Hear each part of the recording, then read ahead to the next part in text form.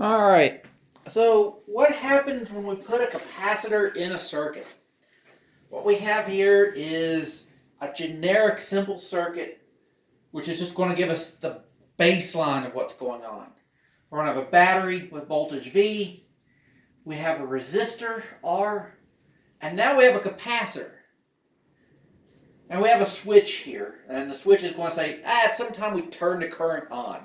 So eventually, when this switch is closed, you'll have some current, but this current is a function of time as it goes around. Now, there's a thing going on here is the current that flows is going to depend on how easy it is to get current to go through. It depends on the total resistance of the circuit. But we have this capacitor here. We don't understand resistance for a capacitor. It doesn't quite make sense at the moment. So what's going on here is we have this capacitor, and at this moment, I'm going to put on some charge.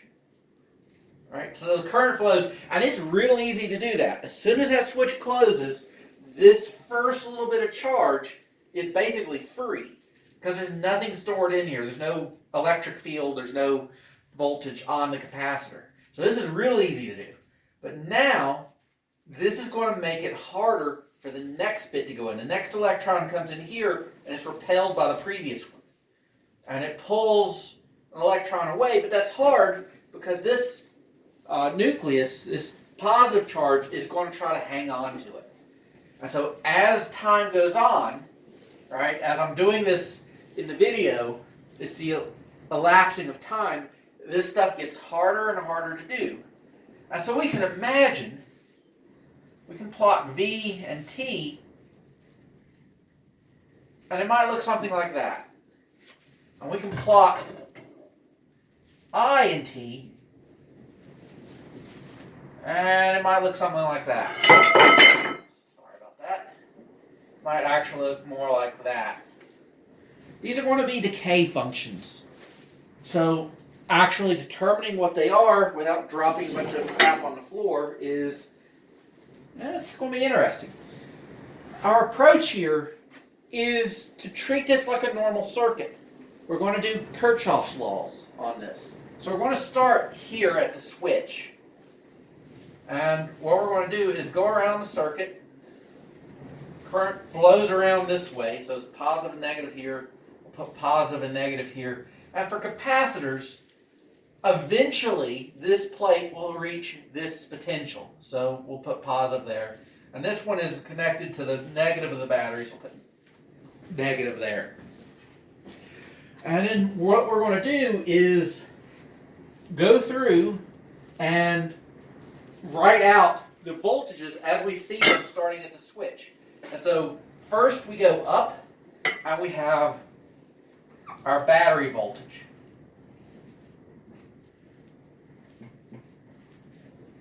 Then we go around and now we have whatever the current is across this resistor times the resistance. And it's a drop. We're going from positive to negative. So minus I of T times R. Then we go across this capacitor. And this capacitance is going to be functionally how the charge is proportional to the voltage. Right? If you remember this equation, that's going to be our, that's going to tell us what this voltage is on the capacitor. So when we put in the voltage of the capacitor, we're going to have Q over C. But Q is a function of time, right? Q will go up because V is going up, and the current will go down.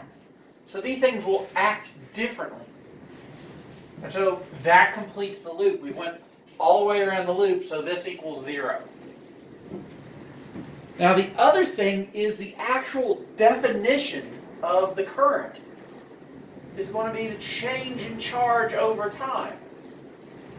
All right? This charge that ends up on the capacitor has to travel through the circuit somewhere. And so the rate at which it ends up on the capacitor is the current.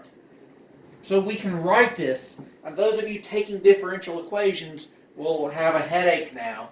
We can end up writing this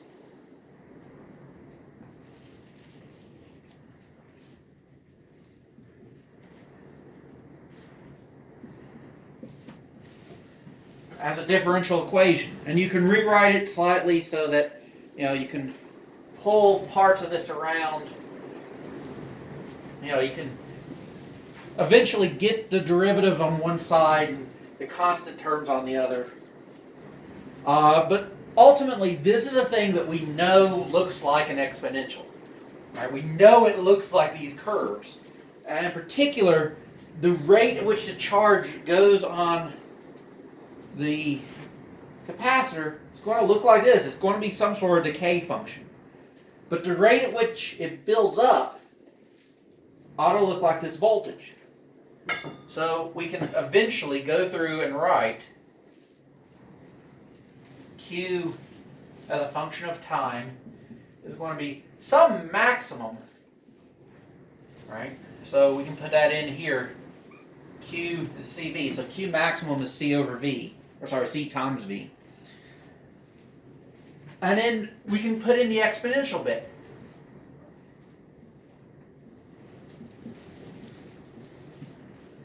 All right, that's our exponential function. The idea is that at a large enough time, this exponential goes to 0, and so you have the total charge on it.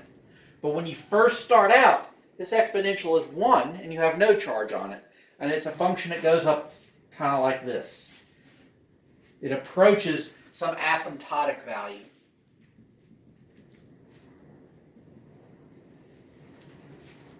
Like that.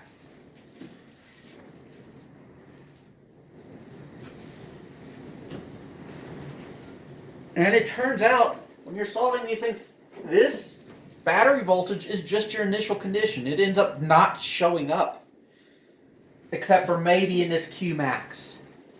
All right, Q max here is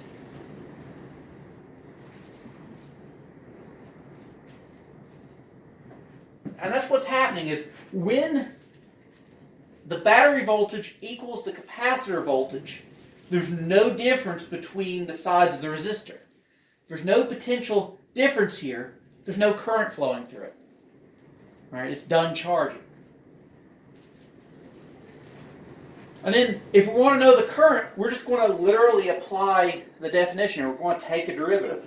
And so I of t is, well, the derivative of that constant just comes through. It's, we're just going to deal with the stuff inside here.